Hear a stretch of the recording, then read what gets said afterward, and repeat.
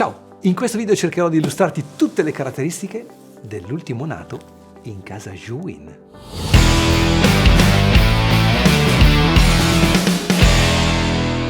A mio avviso si tratta di un gimbal per smartphone di fascia professionale. Le dimensioni non lo rendono sicuramente tascabile, ma vi posso garantire che è fantastico e non ha nulla da invidiare ai gimbal più grandi progettati per le macchine fotografiche. Per prima cosa sblocchiamo gli assi facendo attenzione a farli ruotare in senso orario per non danneggiare il blocco di fermo. Dopodiché installiamo il trepiede e notiamo subito che la cosa bellissima è che l'asse orizzontale può fare infinite rotazioni, non ha più alcun vincolo.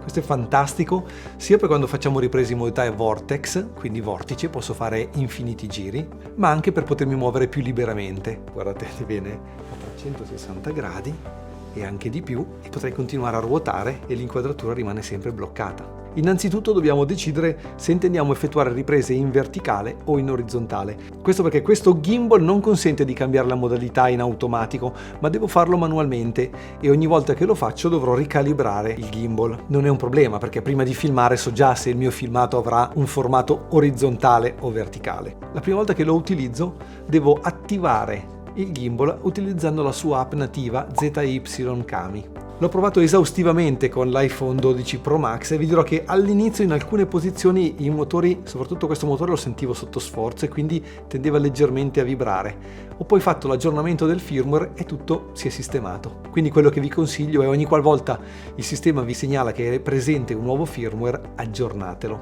Potete aggiornarlo sia tramite Bluetooth, quindi direttamente dal telefono, oppure collegando il gimbal a un PC e tramite PC via cavo gli potete trasferire il nuovo firmware. La prima cosa fantastica che si nota è la presenza di una luce LED sul braccio che si può accendere e controllare come potenza, e la luce aggiuntiva che io posso installare magnetica semplicemente appoggiandola e controllandola sempre con la stessa ghiera.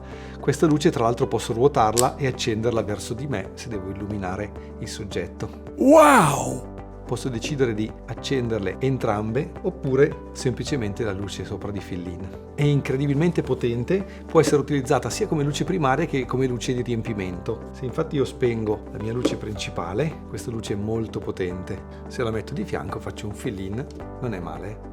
Quindi questa è già una cosa eccezionale. La luce aggiuntiva è solo presente nella versione combo, non nella versione standard di questo gimbal. Infatti la versione standard del gimbal ha solo il gimbal, il trepiede e il cavetto che consente di ricaricarne la batteria. Quindi il mio consiglio è sempre acquistate la versione combo, perché oltre a questo avete la luce di fill-in aggiuntiva che posso ruotare verso di me o all'esterno, una serie di filtri colorati che io posso applicare magneticamente alla mia luce per cambiarne la tonalità, giallo, arancione, rosso e blu. Non da ultimo ho questa bellissima custodia professionale con cerniere, tasche interne e altre tasche ausiliarie molto comode, il cordino che è possibile utilizzare per tenerlo al polso e la card Zhouin Prime che dà diritto ad avere alcune agevolazioni. Un'altra cosa bellissima che balza subito all'occhio è la disposizione di tutti i controlli. Di gimbal utilizzati anche con questo così comodo ed ergonomico non ne ho mai trovati. Sono veramente tutti a portata di dito. Era ora, brava Zhouin. Ma veniamo a quest'altra rotella che è fantastica. Questa rotella vi consente di controllare la messa a fuoco o lo zoom.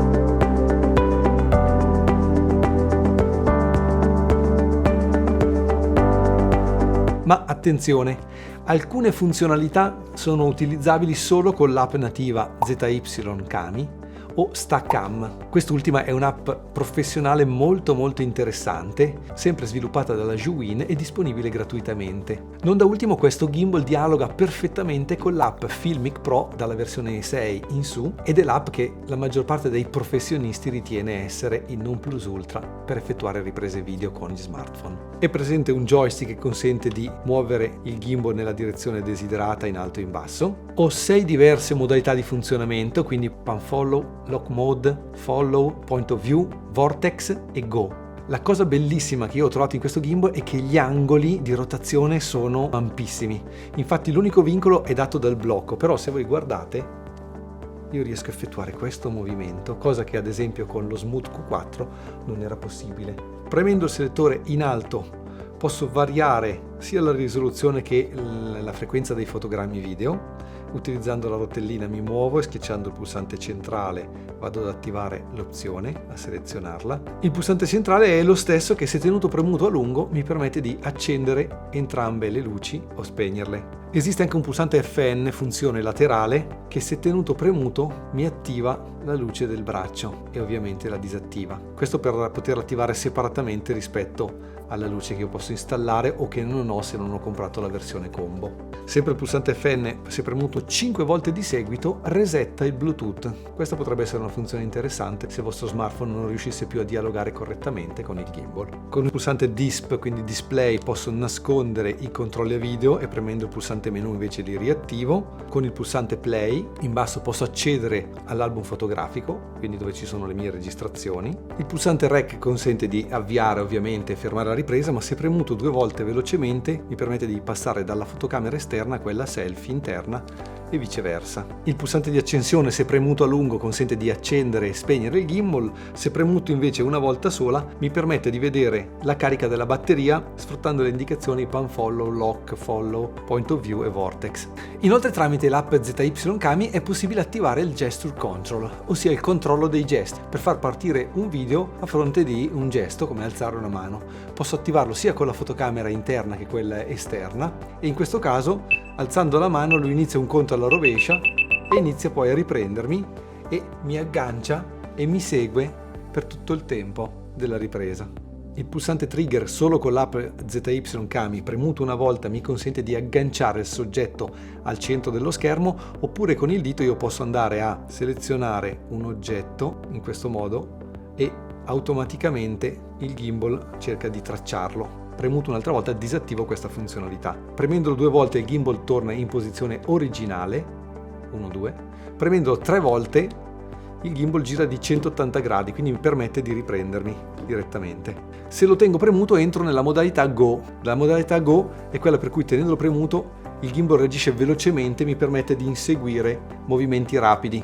Infine è presente un foro filettato da 1/4 di pollice, posso cambiare la presa ad esempio o eventualmente aggiungere altri accessori. E qui sopra, cosa molto interessante, è presente una presa USB-C che mi consente di collegare con un cavo USB-C il mio smartphone e ricaricarlo mentre lo sto utilizzando. Questo potrebbe essere molto utile.